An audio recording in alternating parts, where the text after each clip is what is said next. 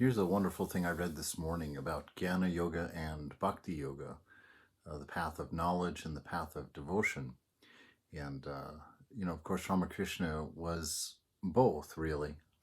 Outside, he was all Bhakti, but inside, he was all Jnani, according to Vivekananda. Vivekananda said he was the opposite. Outside, he was all Jnani, and inside, all Bhakti. So, this love of God and this knowledge of God, they're both paths to know God, to the divine. So here's Ramakrishna just talking about an aspect or two of the difference between them.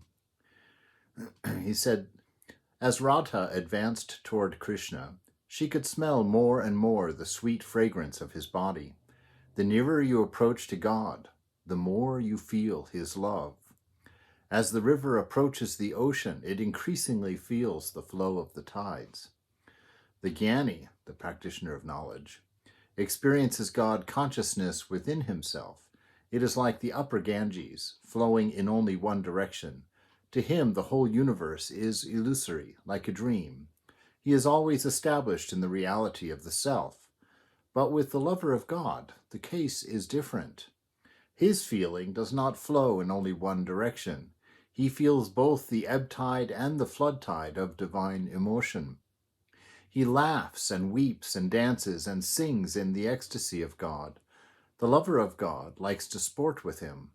In the ocean of God consciousness, he sometimes swims, sometimes goes down, and sometimes rises to the surface, like pieces of ice in the water. The Jnani seeks to realize Brahman, but the ideal of the Bhakta is the personal God, a God endowed with omnipotence and with the six treasures. Yet Brahman and Shakti are in fact not different. So there you see just a little bit of a different approach to the divine by the two different paths. So the path of knowledge, where you're understanding that in truth there's no separate you from the divine. That disappears with knowledge of the reality. And then there's the path of bhakti, that devotion, where God gets ever greater, and that ideal of God as love becomes ever more experienced. But you remain a person, remain separate, remain in the enjoyment of that relationship, that divine.